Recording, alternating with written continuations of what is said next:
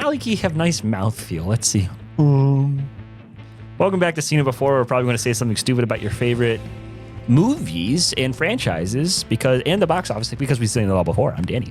I'm Dan. Yeah, we're going to be talking about the impact Obsession and the Backrooms have had on the box office the last couple weeks. And it's kind of impressive if you think about it. Like, especially with Obsession getting better each week in like the last 3 weeks. Like, Sean Chandler has been talking a lot about this. Yes. This doesn't happen. It doesn't happen. Like, I think he said something about like the last time this happened that where like a movie went up 2 weeks in a row, which Obsession, I'll get into it.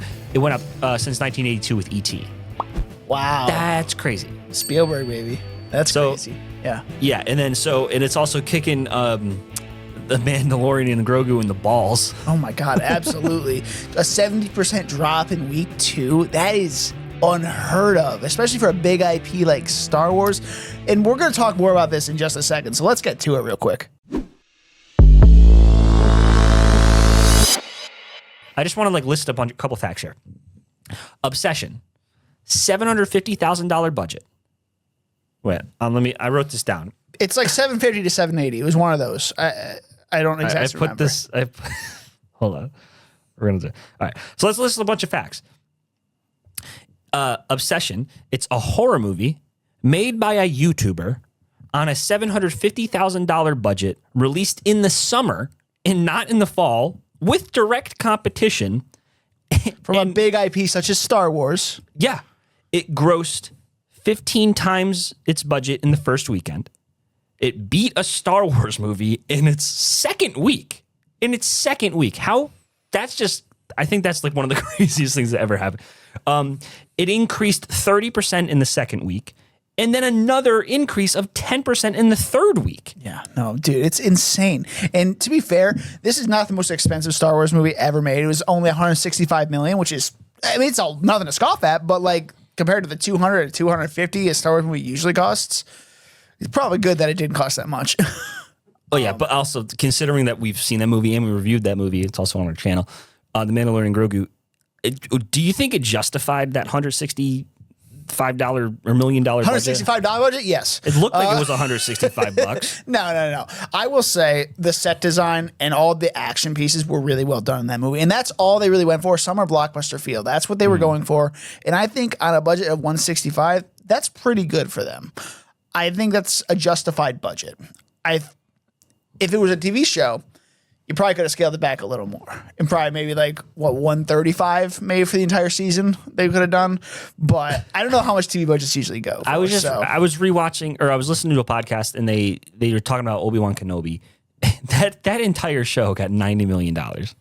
Really? Yeah. The entire and 8 episodes? Question mark? 6 episodes. 6 episodes. 6 episodes, okay. $90 million, and that's also with firing the first creative team. Like they pay, that's including the money they paid them. I mean, you could also talk about firing the same, like the first creative team with Daredevil Born Again, but that's also that's really good. That was a good decision. That was a really good decision. They reshot like 2 episodes I think total for that. So yeah. Yeah. Well, and it was the 2 best ones, and then they did Daredevil's really good. Okay, sorry. Back to Obsession though, and the Backrooms. So I want to, I'm more of a fan of the Obsession. I also have the Obsession. So let's talk about that one first. Yeah, because it's just kind of the better movie.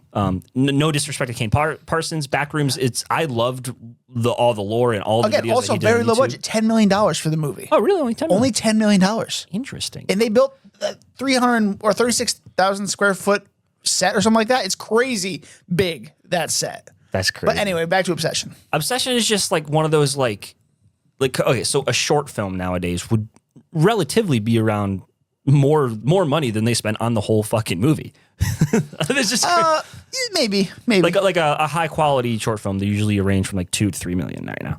Okay. So, but for the fact that this very good movie, I think it's it's not perfect. It's not the most amazing thing ever. It's a really simple concept, but it's able to hit it from every single angle and do something more original with what you would expect. Like, because I saw the trailer, I'm like, oh, It's one of those movies. Yeah, you And then- break a stick and oh no, she's obsessed with you. Oh yeah, she's literally obsessed. Yeah. Oh, so we can assume you know where it's going, and for the most part, it does go there.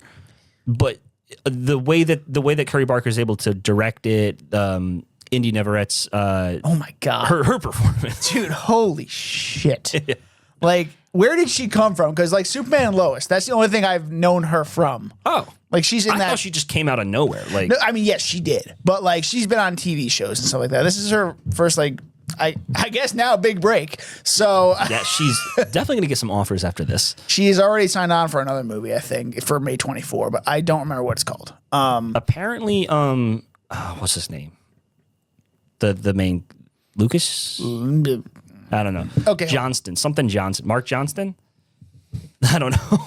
Keep talking, I'll find it. He was on Teen Wolf, and I don't remember him specifically, but I have a feeling that he was one of the guy's boyfriends that he had like this like thing growing out of his arm, and I remember like they had to sedate him in one scene. I think it might have been him, Yeah, but it's I might be Michael wrong. Johnston, yes. Michael Johnson. So, so he was. It was kind of funny that he kind of had like a whole career back then too. I'm like, oh, so that was nice to see. And actually, ironically, I knew Cooper Tomlinson more. Well, I mean, he works with Just Curry Barker, yeah. but just because I would follow him on TikTok, Yeah. that's a bad idea. I think is like their name for the skits that they do, and like Curry, he's always been like, what I've followed him on the outskirts. Like I wasn't like, oh, that's Curry Barker. Like I knew who he was when this movie came out. I was kind of like, oh, it's that guy, because I saw a picture of him. Like, oh, that's the guy who's like, please, Cooper, don't make me come. Please don't. It's a great skit. And then there's another one that they did where he's like, I'm roommates with a ghost, and like it's just him just like living with a ghost, and he's just so not fazed by it. And Cooper's the ghost. He's like, I got killed with this wearing a suit, so I'm just super uncomfortable all the time.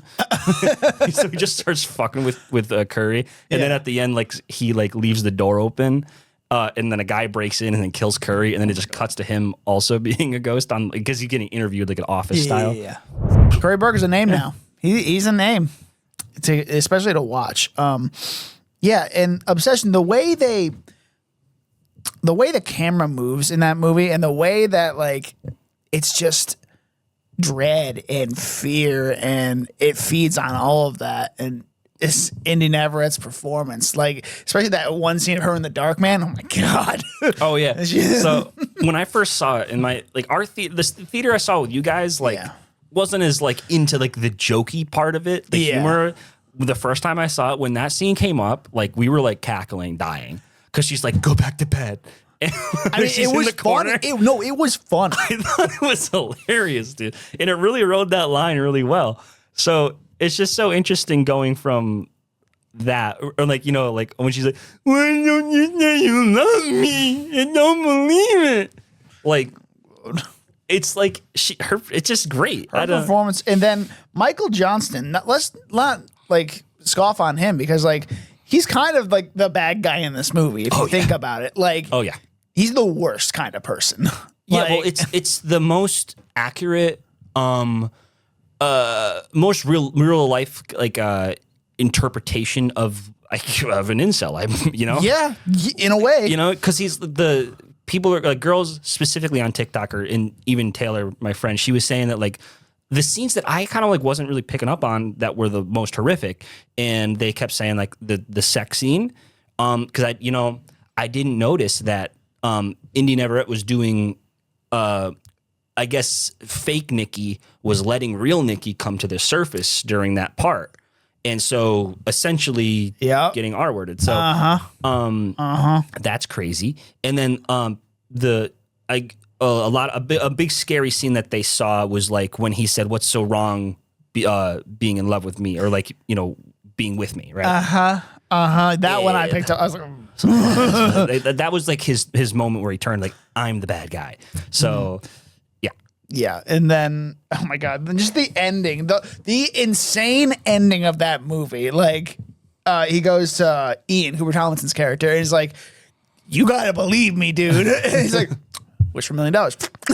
or $1 billion. Which is such a like man, I'm so fucking done with this kid. She's like, what the fuck? Well, because I think that literally the last thing the last interaction they had when they were talking to each other was like after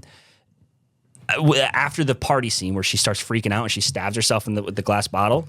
And you know, the last thing that's on screen, I'm not sure if it's Ian saying it, but he's like, "Get up, asshole. Like, come on, asshole. I'm so fucking done with you." And just to see them come back and they're like, "You gotta believe me." He's like, "Man, fuck you." Okay. And then she just fucking shoots him. Yeah, it's dude. just so fucking funny. And that's another, because it's like, it's horrific, but funny. They blend the line on horror comedy in this movie, and it's just...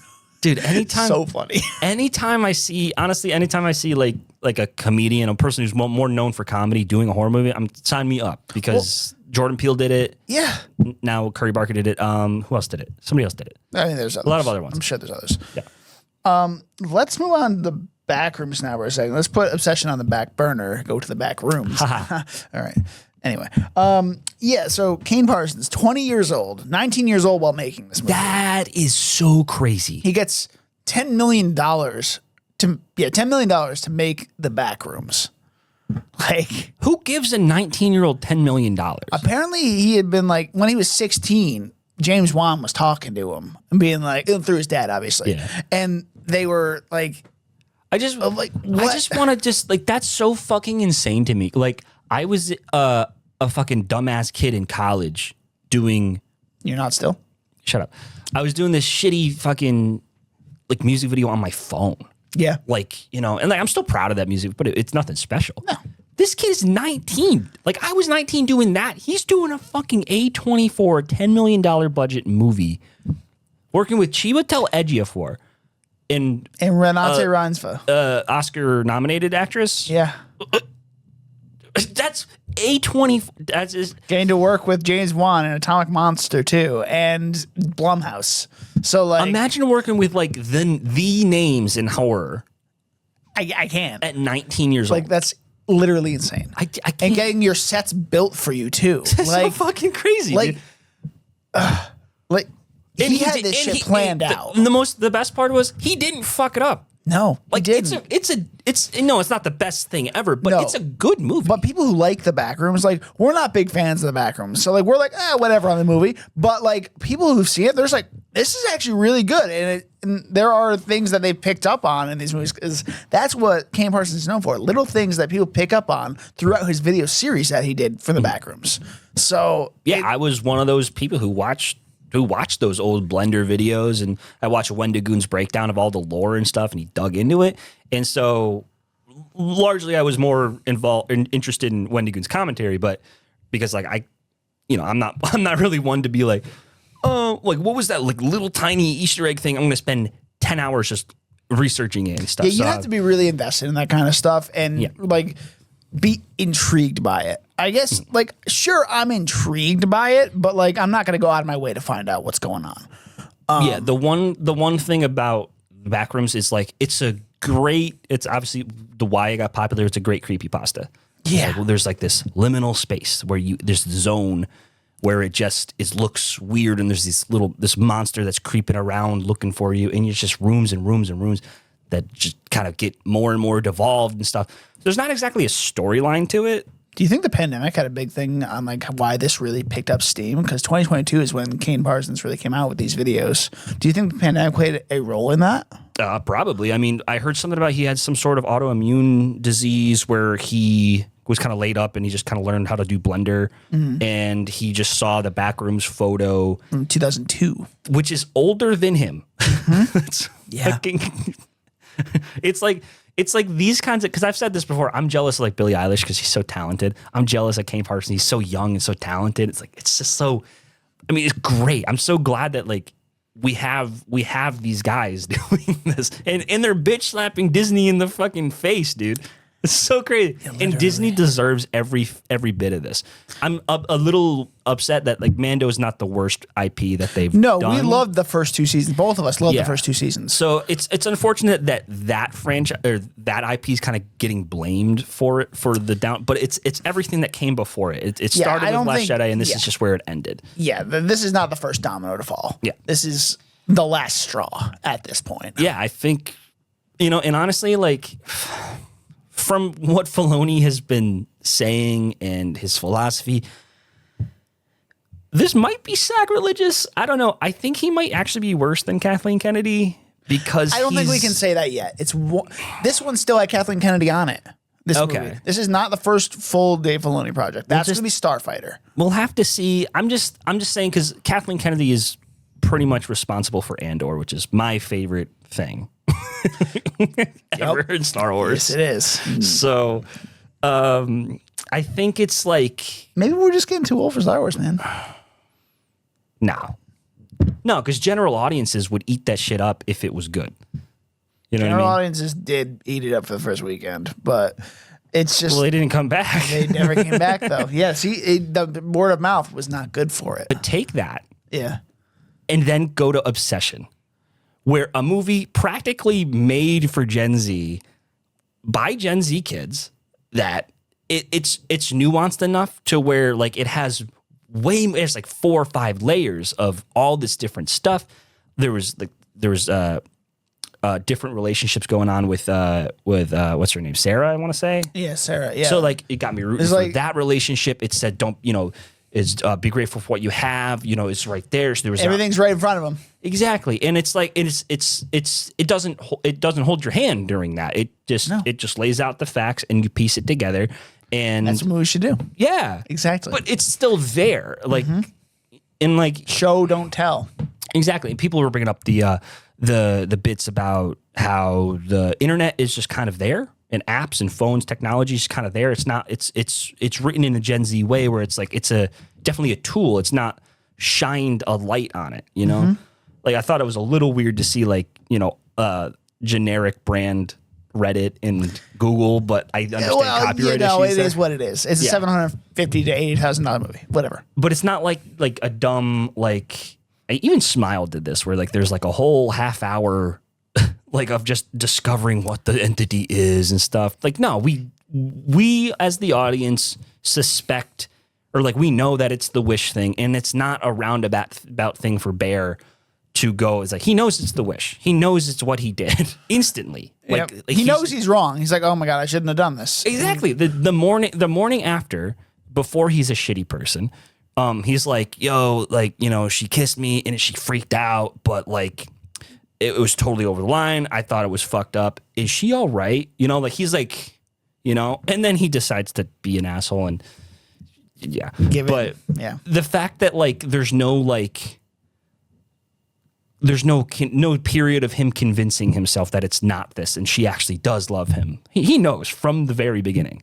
And that's what was very refreshing because I think if there's like another director, like another generic horror movie studio would just kind of make it that. Well, that's the other thing. Like a lot of these big studios that even do low budget horrors, there could be more hands in the cookie jar. Like say an Insidious movie, those don't cost that much to make, but there's a lot of studio hands in that cookie jar trying to do this thing, and then they bunch it all together into a movie and they call it whatever, the last key or whatever.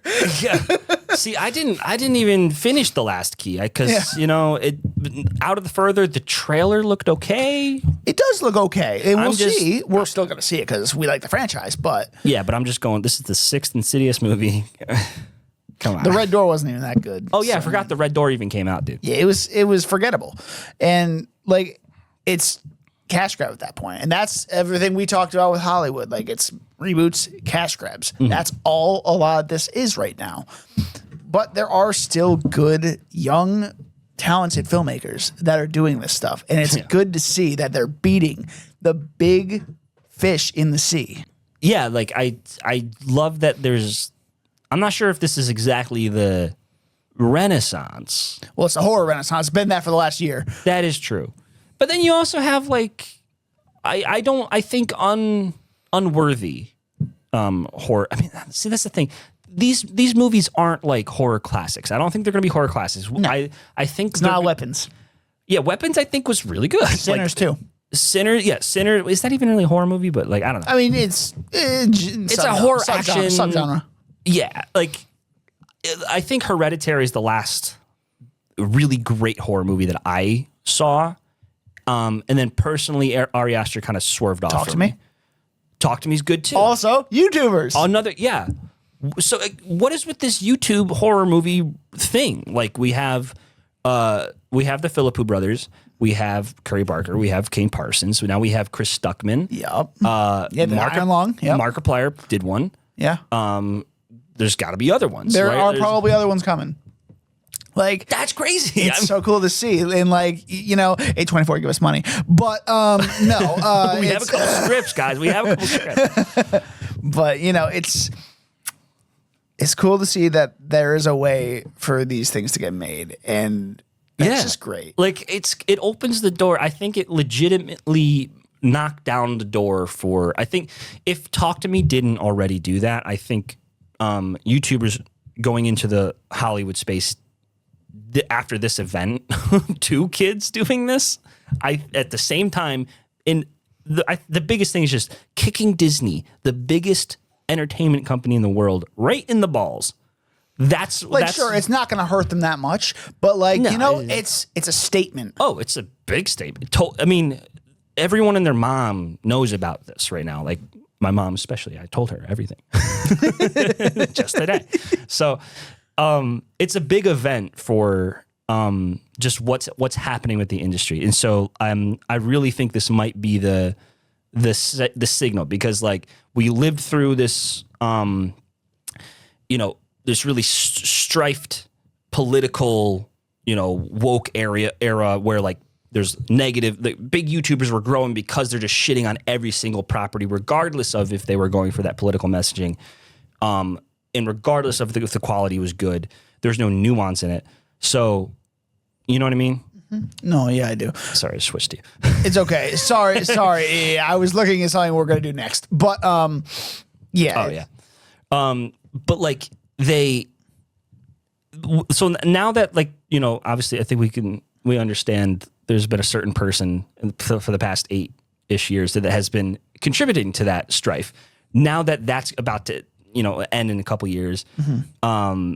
It's not going to, even if there's another person like him that comes into office and continues this streak, I don't think it's going to nearly be as politically divided or as for sure. controversial every fucking week.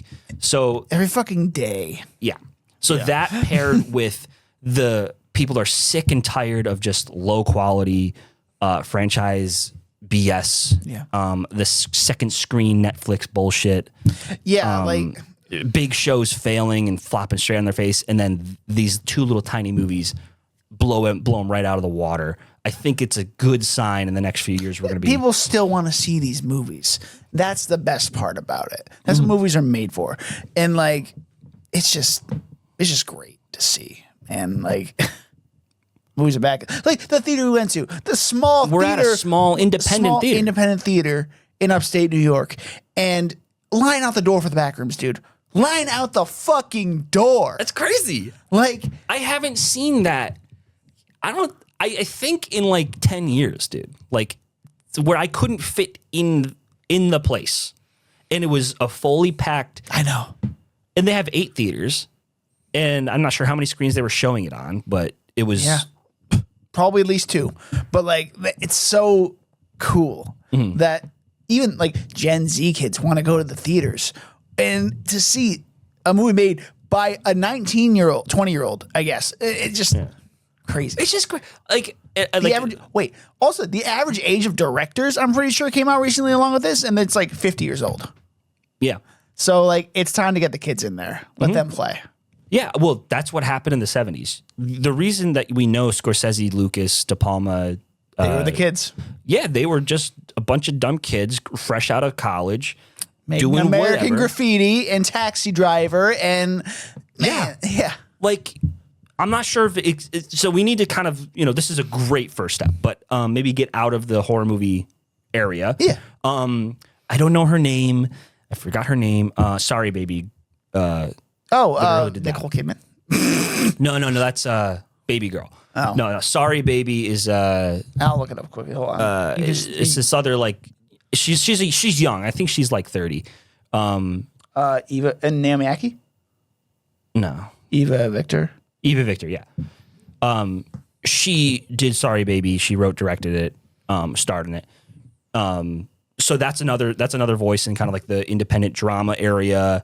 There's other people. I'm sure there's other people, but movies like that haven't really slapped people in the face just yet. So I'm really excited to see what happens because I want to see. Last year was actually pretty good for like independent not franchisee IP New movies. stuff. Yeah, like box office wise, I think it was more, or like maybe original. Yeah, like we saw a lot more, because we kind of stay on the outskirts. We're not like so deep cut like Cameron is.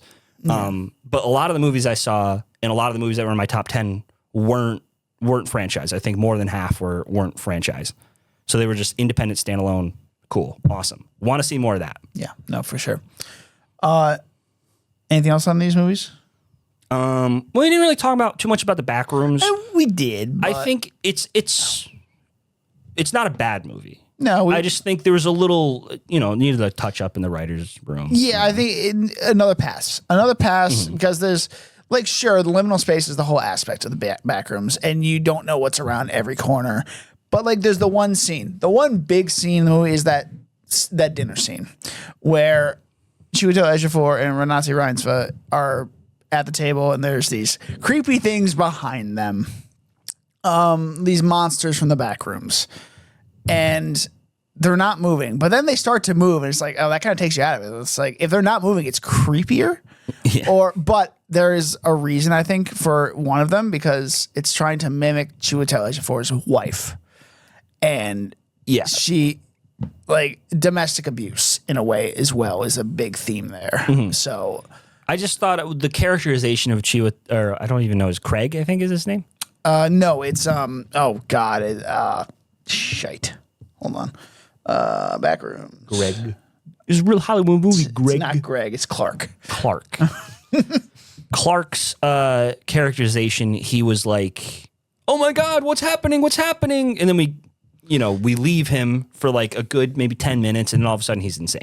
So, like, where did that come from? Apparently, a few days passed, but like, that's not enough to make him go insane. I mean, I guess maybe it is. Well, but he starts. I didn't know that 3 days passed. I thought it was just like, that was not very obvious. Yeah. And then, his therapist goes looking for him, which was weird. Why she's a great therapist. Great therapist, absolutely broken herself. Yeah. And then the whole, like, sure, you have to have some kind of big final act thing. And there's the big ass Clark pirate. I'm just like, all right, what the fuck is going on here? So I wasn't expecting the Clark pirate. I was expecting the weird robot spoon. But that's, thing. I think, what it is. It took his form in a way.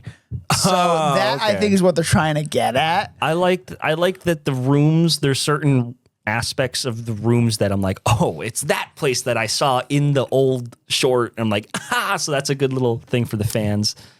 Because there was like this like neighborhood, how she comes out in the neighborhood. But in the short film, I think it's more of a, like, you kind of see the sky, you can see like the stars, and it's like outside at night, which I thought was a really cool aspect. But now they've really kind of established that if you're in the back rooms, you're going to have that yellow, like, walled background to everything. And that scene in the movie, like, they actually did film that outside. They filmed it outside, but like, they used green screen as the wall, and then they used like balloon lights on top or something like that to make it look fluorescent. It's real weird how they did it, apparently. Okay. But old school techniques, which is also really cool and, budget friendly. So yeah, it's really cool to dig into how this movie was made, but I feel like you just need a little more. You just need a little more to chew on. Yeah. I think it's a good debut. Yes. I think that's the best thing we can say about it. Like, for a 20-year-old. Like, we're going to beat that horse to death. Like, dude, he's 20 years old. It's crazy. Like, So we're gonna move on now to our fantasy movie update. Backrooms obviously came out, so we have. Oh, it came out, really? Yeah, it really came out. It's like we were just talking about it. I don't know. Oh, wow. $10 million to make the movie. In its opening weekend, it made $81 million. Crazy. $81 million. James is on the board with $81 million. Crazy, dude. Crazy. Yeah, and I have also passed $1 billion, thanks to Michael. Let's see. Cameron with Devil Wears Prada only is at $666 million. Holy wow. I didn't even... That's a lot. Yep. I didn't even realize. Yep. Joe with his movies, Super Mario Galaxy, Mortal Kombat 2, and Lee Cronin's The Mummy, he is over $1 billion. No, really? Yep. And James, now worldwide with the Backrooms, is at $118 million. So, Okay. like... So Joe is still leading, right? Joe is still leading. Okay. By a slim margin. So you're catching up to him. I do. And I have Masters of the Universe, which comes out. Oh, I'm hearing good things about it. Travis Knight's a great director, so I'm interested to see what has he done? I don't know what he he's done some TV shows. Travis Knight. Come on, you're the facts guy. Oh, Bumblebee. You're right. He did Bumblebee. Oh my God. Look at that. job. I'm freaking awesome. Yeah, he's got a lot of stuff coming up. The only thing he's directed is that and Kubo and the Two Strings, whatever that is. You know, you've never seen Kubo? Nope. Oh, that was the last of Laika. That was Laika's last movie. Oh, really? Yeah. Okay, so yeah, he's done those two movies directing wise, and now he's doing Masters of the Universe. Which is 220. So, but you know, and I think the budget on that movie is somewhere. Well, actually, I don't know. Mortal Kombat. 170 for that movie. Okay. It's not terrible. Mortal Kombat crashed and burned. I'm not a big fan of Masters of the Universe. Like I never watched it as a kid. Neither did I. I know of it. Okay. That's all I got. I know the last thing that they did was Kevin Smith's animated show, and I don't remember it getting good reviews. I don't either. Again, I'm not a fan, so I'm going to see it for the podcast. I wouldn't see it if we didn't do that, unless it had really good word of mouth, which I am kind of hearing that it's good. So, you know. Yeah. No, so also this week that comes out is Scary Movie. I'm going to see that. I don't care who you are. That's funny. Yeah. I'm going to see it. Then also this month, we got Disclosure Day, Toy Story 5, The Death of Robin Hood, Jackass 5, and Supergirl. Those are all this month. Damn. Yeah, dude. We got a lot this month. A little worried for Supergirl now. Supergirl, its budget is, it's 175 for the budget on that one. So it's got to make at least 350 probably to break even. So it's going to be interesting. I'm not hearing... The trailers don't look interesting to me. I think critically it's going to be well received. I just don't know about audience-wise. That's going to be the big thing. If audiences can get over themselves with Supergirl, which I don't think What do you mean get over themselves? You know what I mean. Really? Sexism. You still think that's a thing? I don't know. I do. I would be more like they don't want to see it because of Mando and Grogu. Like we've seen a big IP crash and burn. I'd say Mando's more popular than Supergirl. And this is $10 million more than it cost Mando. As for reported budget. Superman was good though. It made a lot of money. Superman did make a lot of money. It was a good debut for DC Studios. But maybe we will see how that goes. But yeah, until the next movie update, just stick with us. Yeah. All right, so that's kind of wrapping up everything we got. Yeah, here. that's all we got. It's all we got, man. It's all we got. Stop bugging us, man. That's all we got. You bugging? Oh, we didn't Spider-Man. What? Spider-Man. What about? Oh, yeah. What about Spider-Man? Spider-Man. What about him? Well, that's Venom Cap. So, no. But what about? Oh, that's Spider-Man. What about him? Well, that's movie's coming out. I'm excited for it. Yeah, that's July. So, and its reported runtime is 225. It's long. That's almost as long as No Way Home, dude. So here's the cool thing. I'm not sure if you heard, but because you keep updating on it, but I guess Tom Holland got off the Odyssey set. It said, "Hey Sony, Christopher Nolan's doing this. Do this too." He's like, you guys are fucking this all up. I mean, they got a good director. I believe in Destin Daniel Cretton. He's gonna do some really cool shit with Spider-Man. Did he do He did Shang-Chi? Okay. Yeah, he's gonna do some real cool fight scenes. Fight scenes are gonna look The great, I stunts are gonna be awesome. The practical web slinging. Oh my god, dude! I'm so excited to see where this goes. Yeah. The only thing that is worrying me is like I don't understand. There wasn't anything that like really hooked me in the trailer. Like, what am I gonna go? We are supposed to get the second trailer this week. Okay. As of recording. I'm just like a little like, but then again, that's the same thing that kind of happened with House of the Dragon. The first two teasers were kind of like, okay, more of the same. Okay. But then the last one, like, holy shit. Well, yeah, we haven't gotten the real plot of the movie yet. That's just the first trailer, so we'll see. Yeah, so I'm excited. Normally they show like one or two things. I'm like, yes. Yeah. But yeah. I mean, there's definitely some cool stuff. Like No Way Home when Doc Ock showed up. The Odyssey also got an official R rating. Oh, okay. $250 million, fully IMAX, dude. Like, I'm kind of worried that it's not going to make its money back. It's an R-rated movie. It's not going to make as much as Oppenheimer, I don't think, either. Oppenheimer didn't actually make that much. Yeah, it did. It made almost $1 billion. Really? Yes. How much of that is Barbie, though? Exactly. That's the thing. It doesn't have that same thing. Yeah, sure, it's that Spider-Man like the week after, but like... Yeah, I don't know. Considering all the controversies that's already in, I don't know. We even talk about... we can't get into this right now, but yeah, let's just say both of us are kind of worried about the Odyssey. Yeah. Like, it's still going to make money. I'm still going to see it. I'm going to see it. But then again, I'm not the average movie-going audience. I think if I'm going to... no, see, my parents aren't. I don't know anybody who just goes to the theater casually. It's either they don't go at all or they go all the time. So, I don't know. Yeah. I mean, or they go on Tuesdays for half-price movies, like my parents. Oh, so your parents are smart. Yeah. Yeah, anyway, we're Seen It Before. You can find us on Instagram and TikTok with Seen It Forecast. That's SCENE It Forecast. And you can find me on Letterboxd with Donum N96. I'm Dan.